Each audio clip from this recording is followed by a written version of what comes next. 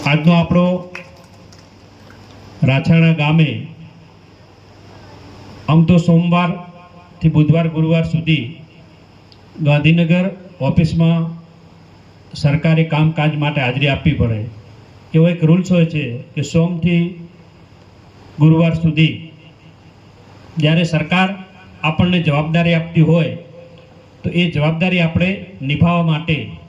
ત્યાં ઓફિસે જરૂર હાજરી આપવી પડે છે। પણ આજના દિવસે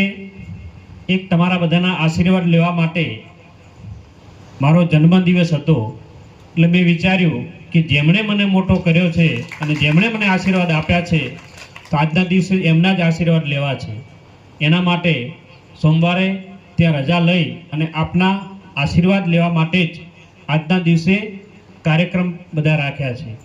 અને તમામને હું અભિનંદન પાઠવું છું કે આજના દિવસે ખાલી બધાને ખબર પડે કાર્યકર્તાઓને, અને એમને આજે એવું એક સારું કાર્ય, પુણ્યનું કાર્ય આપણા વિસ્તારની અંદર તમામે તમામ લાગણી રાખી અને લગભગ આજે ક્રિયાનગર પૂરવાનું હોય, સ્કૂલની અંદર બાળકોને તિથિ ભોજન આપવાનું હોય, ગૌશાળાની અંદર ઘાસ આપવાનું હોય, આપણે હોસ્પિટલોમાં ફ્રૂટનું વિતરણ કરવાનું હોય, એવા અનેક કાર્યક્રમો આજના દિવસે કાર્યકર્તાઓએ ગોઠવ્યા છે। એટલે કાર્યકર્તાઓનો હું દિલથી ખૂબ ખૂબ આભાર માનું છું। લગભગ આપણા વિસ્તારની અંદર 70 થી 80 જગ્યાએ એક પુણ્યનું કામ દરેકે સ્વેચ્છાએ એમની જાતે, યુવા ટીમ હોય, આપણા વડીલો હોય, તમામે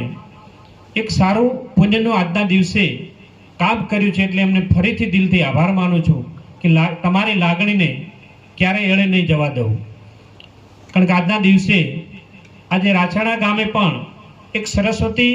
ધામ જ્યારે ઊભો થઈ રહ્યું છે ત્યારે આપણી સરકાર આપણા બાળકો માટે ઘણું બધું વિચારી રહી છે। અમે જ્યારે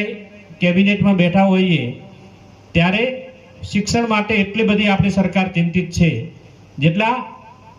દીકરા દીકરીઓના મા બાપ ચિંતિત ના હોય એટલી સરકાર ચિંતા કરે કે આપણું આ ગુજરાતનું સંતાન શિક્ષિતથી વંચિત ના રહે।